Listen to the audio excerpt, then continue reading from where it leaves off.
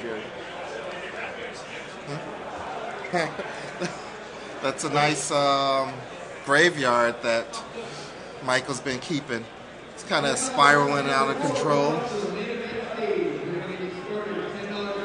Vampire Nighthawk crashes in again, gaining Mike some life, dropping Alex down to 13. I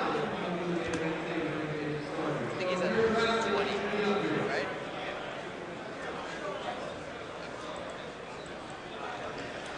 Yeah, no problem. Alex draws a Blightning, plays a land. Looks like, is that a Broodmate or a Sprouting Thranex? Sprouting Thranex. It's a Sprouting Thranex in hand for Alex. I know that. Probably going to play Blightning and then Sprouting Thranex, unless I'm missing something. Yep, Sprouting Thranex comes down. Passes the turn. Vampire Hexmage off the top for Mike, while Sprouting Thranex gets rid of Blood Gas that gets tossed into the spiral bin.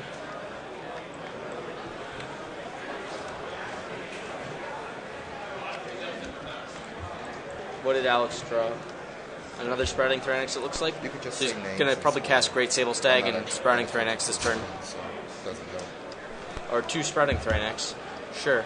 He still has to deal with the 2/3 flyer, but Gatekeeper of Malkir sure is good here, off the top. Two hitters for, or 2 hits for Mike.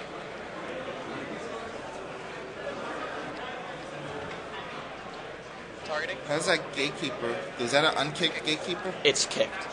So we want 1/1s? Oh, well, those are some good 1/1s, so I can't say no to that. Sure. There's some use of those tokens that if you donate to the show, you'll be sent a set of tokens. Make sure to use the PayPal donate button to have that happen. More details to come. Alex draws his card. Hopefully a good one if he wants to get back in this game. At only 7 life, he's got the ground locked up, but might have some problems dealing with the Vampire Nighthawk. Nighthawk can take it home all by himself. Great Sable Stag casts for Alex, and 2 Sprouting Thranex get into the red zone. Even further into the red zone than they already were. They're kind of in that little white stripe between the red zones now. The white zone. Sign in Blood off the top. Into a Tendrils of Corruption.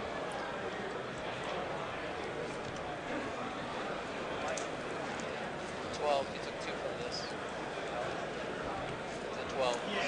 2%. Mike goes down to 12 because of Sign in Blood.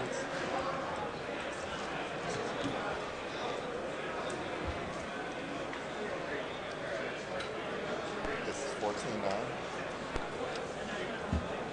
And Maelstrom Pulse off the top for Alex. That's exactly what he needed, just to get rid of the Vampire Nighthawk. And see, this is kind of like how the games go between Jund and Vampires. Vampires only has a certain number of threats that actually matter, while Jund just continues getting this huge creature advantage and the ability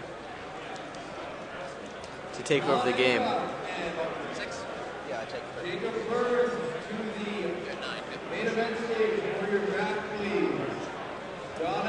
9. Another spell off the top, Bloodghast this time. Happens to have haste thanks to Alex being bloodied, meaning that he's got under 10 life, but only 1 Bloodghast is going to get in there, and it's going to get promptly blocked by a Ray and Rashad token. We work as a team to get rid of all blood gas. Get it back into that death pit of a graveyard. Garrick Wildspeaker put into play, untapping 2 lands.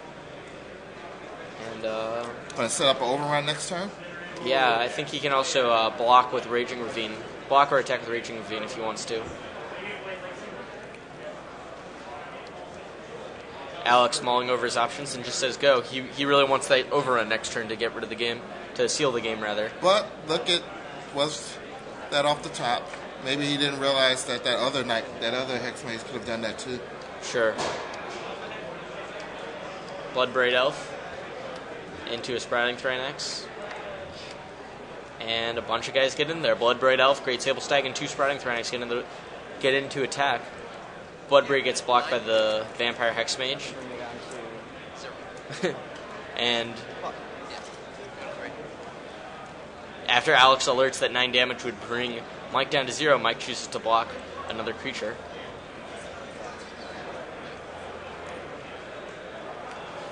And we block everything, so yeah. That's the game. Alex takes this first game.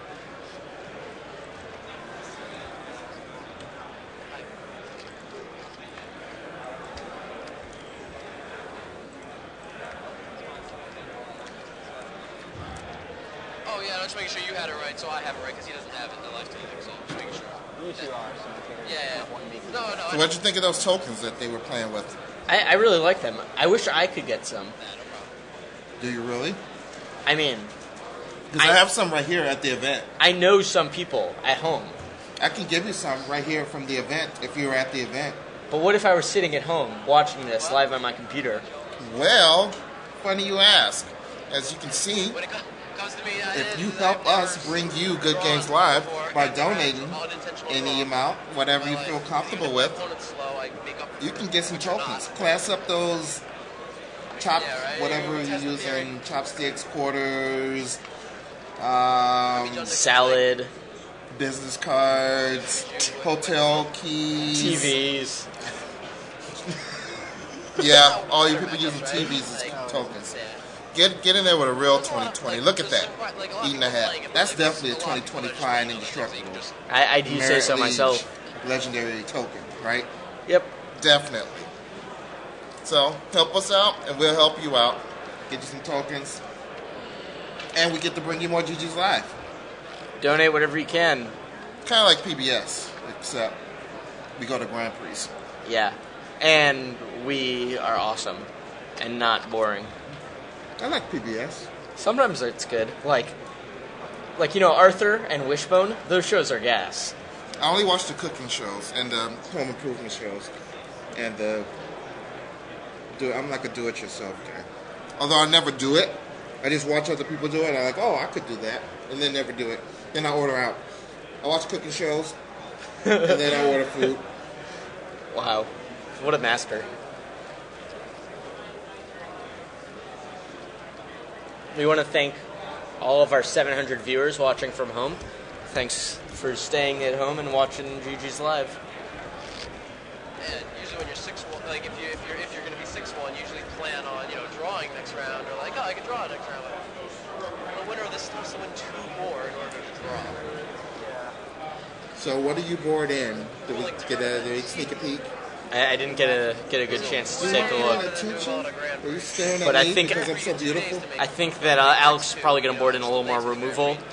But yeah, you only got 1 chance here. You get 2 Some losses. friendly chatter going on. Yeah, they're talking about how normally when you're like 6-1, 7-1, You're almost yeah, there. you can like draw in, win one more, draw in. But after this, they have to win 2 full more rounds before drawing in. Yeah.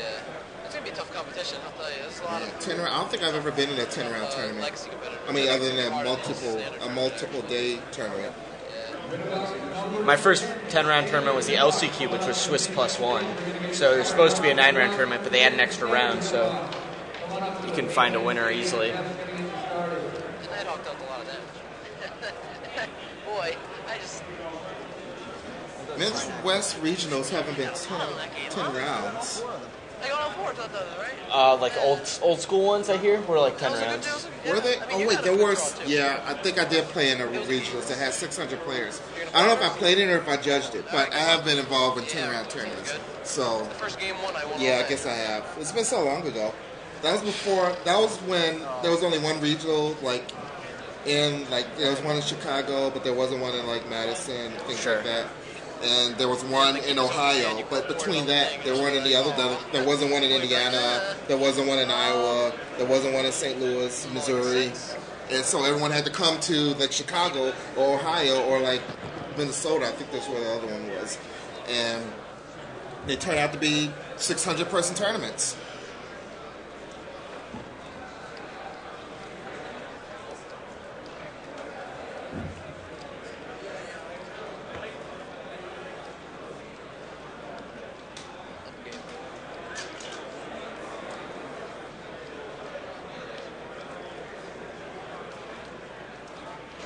I wonder how Aaron Wayne's doing.